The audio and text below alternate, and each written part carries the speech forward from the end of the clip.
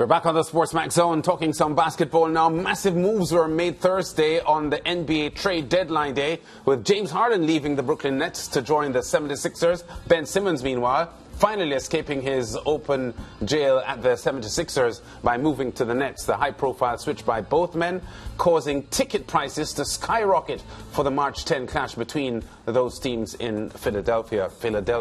Meanwhile, rival captains LeBron James and Kevin Durant later sat down to fill out their rosters for the 71st All-Star Game set for Atlanta. That happens on the 20th of February. Both captains passed on the chance to add James Harden to their respective rosters. Here's that clip. Some size and some defense out there in interior. Especially with Giannis and LeBron James playing such great basketball this year. I need somebody to offset that. So I agree with Rudy Gobert. I agree. That worked out nicely. I mean, you can't let people run through the lane and dunk all the time. Have somebody defend them back there. Hey, chess, not checkers. Hey, when somebody want out, you let them go. Don't let them come back. I'm with you, KD. That's why I cut my hair off. I was like, I'm going. So James Harden goes to LeBron James as the final selection of the All-Star draft. Jack.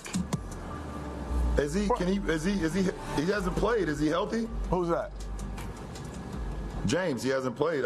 He's missed. What happens if he doesn't? He got traded. He's healthy now. He's missed the last three with a hammy. and now we know why LeBron carries a clipboard with him to the draft. Hey, LeBron. Oh my God! Trust me, right now, he's rubbing some ice hot on that thing. He's playing the next game. Oh, the big men enjoying themselves on NBA television. Can we have a look at those All-Star teams now? Team Durant, Joel Embiid, Ja Morant, Jason Tatum. There's Andrew Wiggins, Trae Young, LaMelo Ball, Rudy Gobert, Draymond Green, Zach LaVine, Chris Middleton, DeJounte Murray, and Karl Anthony Towns. That's Team Durant.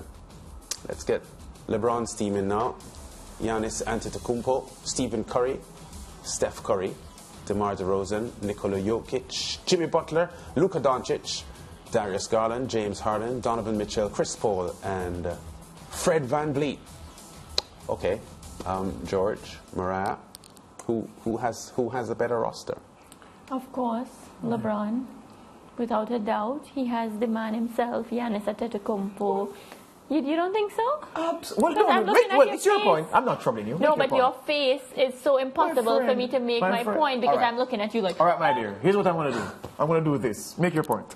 No, I think LeBron has the better roster, honestly. With LeBron at the helm, he has Giannis, he has Fred VanVleet. It's just a lot of match winners, and, I think the pieces will fit perfectly together. So I am going with Team LeBron. Embiid is currently MVP favorite for the season, and he's with Durant's side. On paper, this is a no contest. Yeah, on paper. Of course, we know it won't be played on paper. Yeah, for sure. But on paper, it's a no contest. If we bring back up Team Durant, and here's where the difference lies. Can we get Team Durant again? Well, get both teams. Give it to Team Durant first, Mr. Producer. May it please you to give us Team Durant.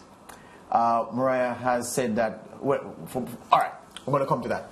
Look, Team Durant has the best mid-range shooter in the league. Kevin Durant is there. The most dominant center is there, Joel Embiid. The best young player in the NBA, the best player under 23 years old, Ja Morant is there. Jason Tatum has kind of lost his bearings, but he's still, he's a part of the All-Star thing. He's there. Andrew Wiggins, nobody. You won't find three players in his position better than him in the entire league.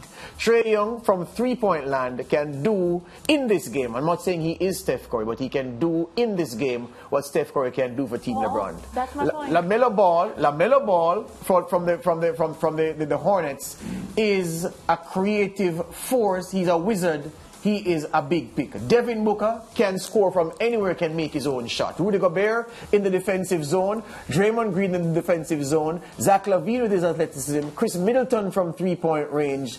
Karl Anthony Towns in his big role. The point I'm making is this team is loaded with players who can make their own shot. So if the defense is so tight that they finding teammates is difficult, everybody can make their own shot and score from anywhere. They can drive, they can shoot from outside. This team is so versatile. I think it's a mismatch based on how they pick them. If you look at the Team LeBron roster, Lance, LeBron, we know, is past his best. Yeah, so it isn't the LeBron James of 3 seasons ago or 4 seasons ago who would be able to drag any reasonable team to victory.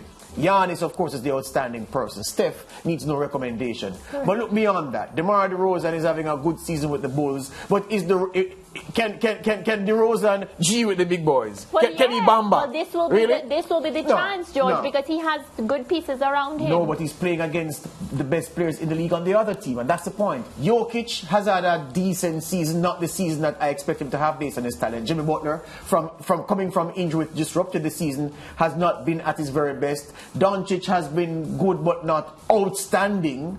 James Harden, a non-entity for this game. I don't think he'll be. Donovan Mitchell is arguably, alongside Giannis, the only other absolutely dynamite player on this team. LeBron's reputation. No, man. So I'm looking at Giannis, Steph, and Donovan Mitchell. Chris Paul won't get a lot of minutes. Fred VanVleet is a bench man who's going to come on and try to do something. The point I'm making, Lance, is that on paper, man for man, the Durant team is superior in almost every respect. It's just that the game isn't played on paper. Yeah, and the other thing is that the All-Stars don't really take this game too seriously. Well, the format changes. They just go through the motions, though.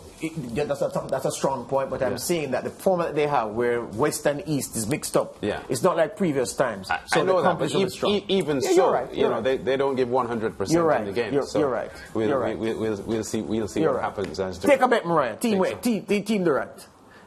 $5,000 Jamaican dollars. Mariah has this stern look on her face. Let's get the results from Thursday night in the NBA. Lots of games in the NBA last night, and we had the Grizzlies and the East leading Miami Heat winning over the Pistons and the Pelicans. The Wizards won over the Nets, even though Kyrie Irving had a game-high 31 points. The Raptors won 39-120 over the Rockets. The Mavs and the league-leading Suns were winners over the Clippers and the Bucks. And look at that, the New York Knicks by 2 over the Golden State Warriors. Back with more of the SportsMax Zone after this. Are we? No, we still have more in this segment. Okay. Yeah, we do have the top plays. From Thursday? Yeah. On Thursday. Let's take them. Going into the break with them. Yes, sir. Okay. Right here on NBA.com at number 10. Corey sends Thomas soaring. Kispert tosses up the sweet pass, and Bryant brings home the rim crash. That one gets in at number 10. On to number 9. And with just one head fake, Steph can make the earth shake. This one works against Alec Burks as Steph drops the 3 at number 9 as he creates a little space with that little ace head fake. At 8, just another Chris Paul creation as he lobs this one up to DeAndre Ayton, who brings down the oop hammer throw on Giannis Antetokounmpo. That one gets in at number 8. We're up to number 7 for Luka's floater from heaven. Doncic with the crossover just trots right by Zubac before gently knocking that shot down. That's at 7. At 6, James Johnson playing a little point black belt to make the defense melt. First, behind the back, then the slam at the rack for the Brooklyn Nets at number 6. On to number 5. There is no higher compliment a hooper can be paid than when you describe his moves as shades of MJ. Steph working the Knicks with the spin before dropping that one in. That one's good for number 5. At 4, to see one of the million ways Kyrie can score. Irving takes a big bump after his jump, but Kyrie goes glass with class for a little and one fun. That one's good for number 4. On to number 3, and this play starts off hot for the Rockets until Yuta Watanabe did Kenyon naughty. Look at him go up, and that's nothing but pumpkin right there at number 3 for the Houston Rockets, getting swatted there. At 2, the runway is cleared for Herbert Jones to take this to the throne and throw it home. The southpaw spike in flight gets in at number 2 for the Pelicans. But at number 1, Jalen Green is flat obscene. The rookie, a divine light in flight, and for Precious Achua, this dunk was good night as Jalen straight impaling Precious to land at number 1 on the NBA.com. Cut it.